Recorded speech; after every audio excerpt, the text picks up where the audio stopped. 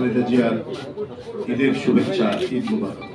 আমি আপনাদের মাধ্যমে আপনাদেরকে এবং আপনাদের মাধ্যমে দেশবাসীকে দলের ভারপ্রাপ্ত চেয়ারম্যান জনাব তারেক রহমানের ঈদের শুভেচ্ছা জানাচ্ছি, ঈদ মুবারক। বন্ধুরা, আমরা গভীর উদ্বেগের সাথে লক্ষ্য করছি, একেবারে ছোট একটি প্রেস ব্রিফিং, লক্ষ্য করছি একটি দুর্বৃত্ত চক্র পরিকল্পিতভাবে বিএনপির ভারপ্রাপ্ত চেয়ারম্যান জনাব তারেক রহমানের সহধর্মিণী ডাক্তার জুবাইদা রহমান ও তাঁদের কন্যা ব্যারিস্টার জাইমা রহমানের নামে ফেক ও মিথ্যা ফেসবুক অ্যাকাউন্ট খুলে অসত্য বানোয়াট মন্তব্য পোস্ট করছে। এছাড়াও এআই আর্টিফিশিয়াল ইন্টেলিজেন্স ব্যবহার করে অসাধু প্রতারক চক্র ডাক্তার জুবাইদা রহমান ও ব্যারিস্টার জাইমা রহমানের ছবি ও ভিডিও তৈরি করে, নানা ধরনের ভিডিও তৈরি করে এবং তার কন্যা ব্যারিস্টার জাইমা রহমানকে নিয়ে বিভিন্ন যোগাযোগ মাধ্যমে এগুলো প্রচার করা হচ্ছে। এই কাজ দুষ্ট চক্রের উদ্দেশ্য প্রণোদিত। এসব অপপ্রচারের লক্ষ্য হচ্ছে জনমনে জিয়া পরিবারকে নিয়ে বিভ্রান্তি সৃষ্টি করা।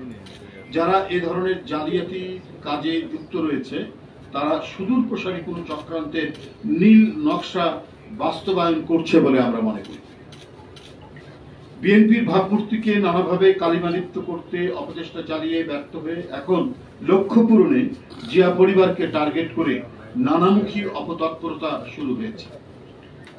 সৌজন্যবোধ সম্পন্ন ও বিনয়ী ডাক্তার জুবাইদা রহমান ও ব্যারিস্টার জাইমা রহমানের নামে ফেসবুক সহ এআই এর মাধ্যমে এডিট করে ছবি ও ভিডিও তৈরি ও প্রচার করা গর্হিত কাজই নয়, শুধুমাত্র গর্হিত কাজই নয়, এটি একটি গুরুতর অপরাধ, এটি ফৌজদারি অপরাধের পর্যায়ে পড়ে।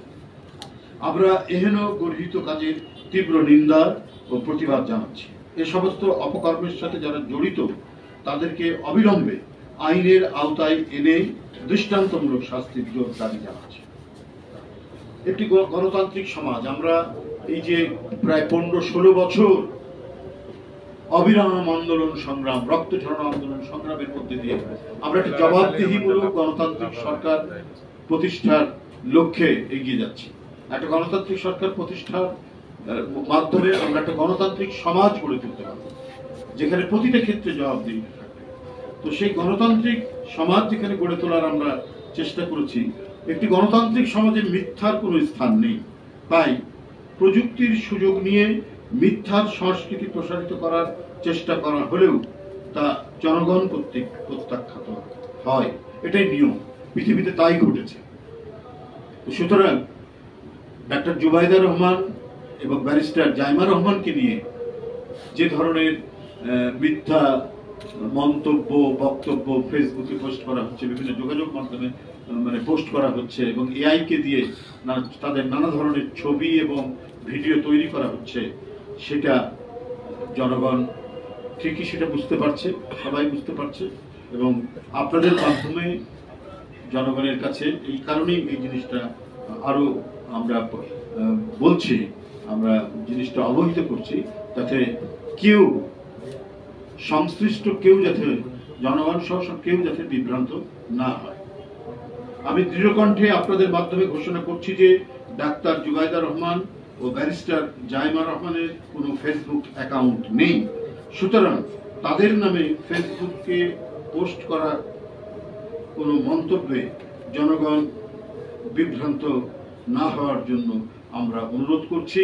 যারা তাদের নাম দিয়ে এই সমস্ত ফেসবুক বা বিভিন্ন যোগাযোগ মাধ্যমে নানা কথা বক্তব্য পোস্ট করছে, সর্বৈব এবং সম্পূর্ণরূপে মিথ্যা, বানোয়াট, অসত্য এবং ভিত্তিহীন।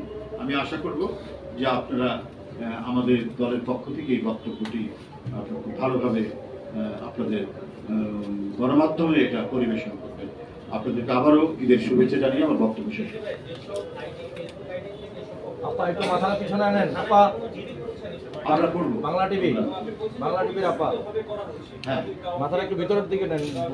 করতে পারি, কারণ এটা তো এটা আপনার পরিকল্পিতভাবেই করা হচ্ছে, কারণ ওনার তো রাজনীতির সাথে যুক্ত না। আর অত্যন্ত আমরা সবাই জানি, আপনার তো আমরা একটা দেশ, আমরা তো বড় দেশ না, সবাই সবার ব্যাপারে জানি।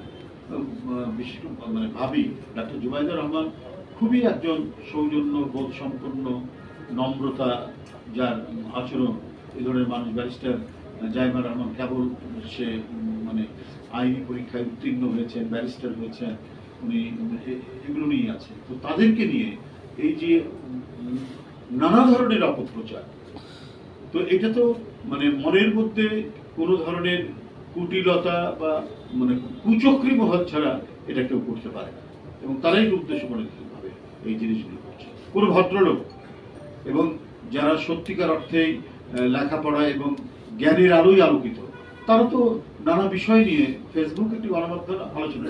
আমরা যেমন ডক্টর আলী রিয়াজের লেখা পড়ি, আমরা পৃথিবীর বিখ্যাত দেশের দেশ বিদেশের প্রখ্যাত লেখকদের বিভিন্ন কলাম, তাদের প্রবন্ধ, তাদের রচনা আমরা পড়ি।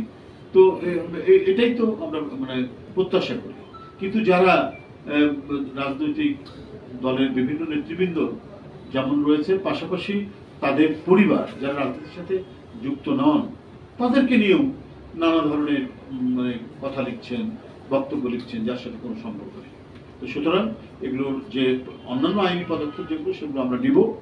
আর এটা সবচেয়ে বড় ব্যাপার হচ্ছে আপনাদের মাধ্যমে এটা বারবার মানে বলা হলে মানুষের মধ্যে যে ধোঁয়াশা বা বিভ্রান্তি সেটা থাকবে না, সেটা কেটে যাবে। সেটা পরিষ্কার করার জন্যই আমরা আপনাদের সামনে আজকে এই বিবৃতিটা তুলে ধরলাম। সকলকে ধন্যবাদ। অন্য কোনো প্রশ্ন করা যাবে?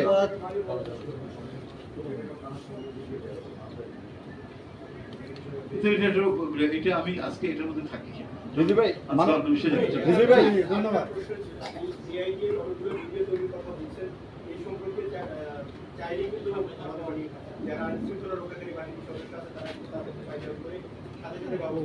করে না, আমি নিজে করেছি, আমার নামে এরকম করেছি। আমার কোনো ফেসবুক অ্যাকাউন্ট নেই।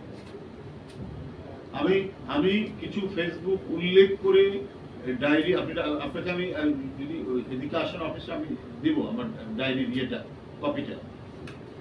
কোনো পদক্ষেপ তারা নেন না।